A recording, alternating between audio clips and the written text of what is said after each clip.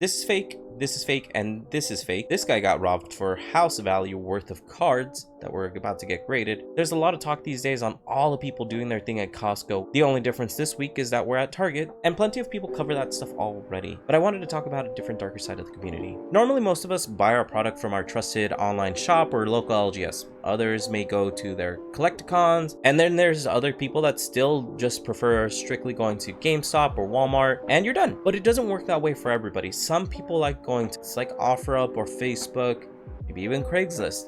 And then we have also apps like TikTok as well, which no shame on however you want to get your product.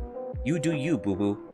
No matter where you're buying, you're getting Pokemon product. Or are you? That's what I wanted to talk about today. Here's my deal. We're having a Pokemon boom. Everybody knows it. We can see it. Product is selling out left and right.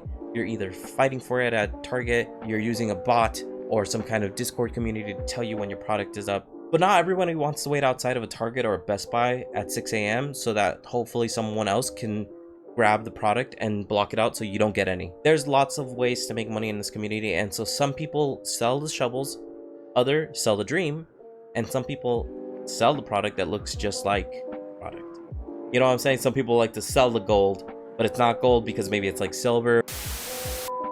Take this for example. This is a vendor at a con, and he had 2 fake cards presented to him. I'll only briefly cover one of the cards because I'd rather you guys just go watch the original video and give the guy a view. It's a really nice short video, so it's not like you're gonna lose too much of your life watching it. But in this part, he's already explaining to the guy it's fake. He lets him know. The guy questions him.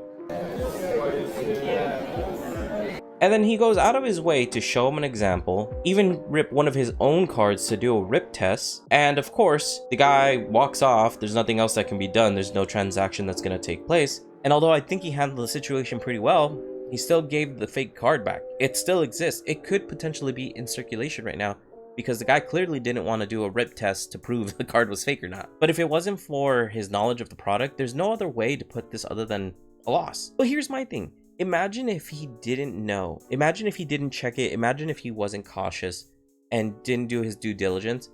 Then he would have a fake card in his inventory that he could potentially sell.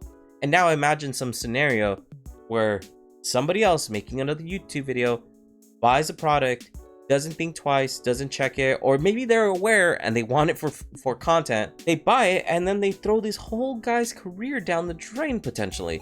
Because now he's sold fake cards. And it doesn't matter if he knew or not, because he should have known better. Why is he presenting it? Why did he buy it to begin with and then present it again? I just question that, like, how's that right? It doesn't seem fair to him. It feels like a lose-lose kind of thing because either he lost money or he loses reputation. And at which point he's probably going to give up the money because he's not going to give up his reputation. Although he was nice enough to let me use his content for a little bit, I do still think you guys should give him a quick view. Now, I'm sure someone would argue, well, this is an in-person event, so of course you run into the risk of getting scammed.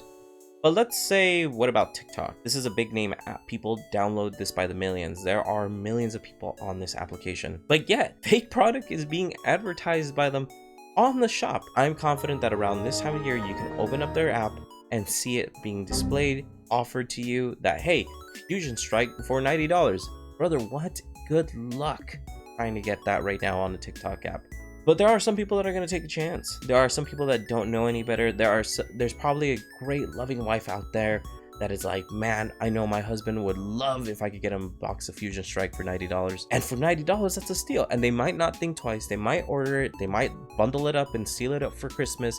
And then come Christmas, this person's got a fake box of Fusion Strike. And if you don't think that TikTok would allow it, that this is a fake box of Fusion Strike. And if you want to know how I know, check out that barcode, look it up online. That is not a Fusion Strike barcode. This wrapping, this box coloring is off. Just a bunch of little things about the box. Also, when I looked up the back labeling and compared it to what's listed on like Pokemon Center, it wasn't 1-to-1, it was pretty different. And I bought 2 of these, keep that in mind. So I opened up one. I gave all the fake cards to my nephews because they're all Pokemon fans with me too. But for me, I caught that right away. The moment I got that product, I opened it up, I saw it was fake, I demanded my refund, and sure enough, TikTok gave me my refund. But in the other example I gave, that might be too far out, so you might not get your refund.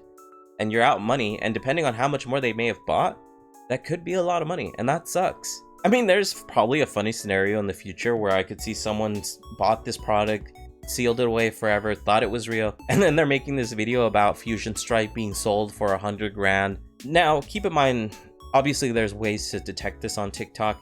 If they have no sales, if they have no reviews. And that doesn't mean that you should avoid all stores on TikTok.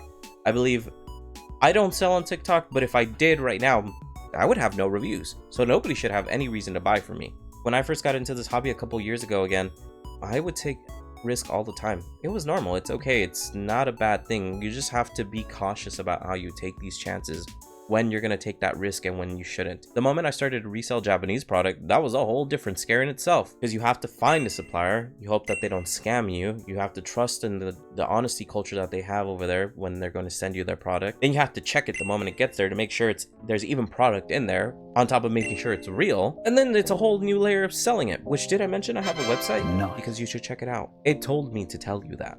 It really did. With the holidays around the corner, I just hope that everybody's doing their research, making sure that they're doing things that they know or feel comfortable doing. Just make sure that you also do it reasonably. Like this poor guy here who sent 375,000 worth in Pokemon cards to PSA through GameStop. Now, I'm not going to cover this story in full detail. You guys can go check it out. There's a lot of controversy behind it because a lot of people are saying that it's fake and he hasn't showed legitimate proof. But even then, the real quick thing that I wanted to bring up on this topic was, even then, guys, you can grade your own cards. There were smarter ways to go about this. Guys, be careful out there is all I'm saying. Maybe this guy didn't do anything wrong, but he put that much value in someone else's hands, and now potentially he could get robbed. And that sucks. And in case anybody's curious, I'm not saying that you shouldn't send your stuff through GameStop or anything like that. I'm sure there are people that have done this already plenty and successfully. It's just, this is a great example of how maybe you shouldn't go about doing it. Don't send over 400,000 to be graded through GameStop. Do it yourself or find another way. I think they even do it in person. I don't normally grade. I just buy slabs, so I wouldn't know. But I just feel like there's got to be a better way to do that. Enough fear mongering. There's still plenty of great places to buy. So just be safe. And I don't know if I love you guys this time. I love you guys. I'll talk to you later. Love you. Bye.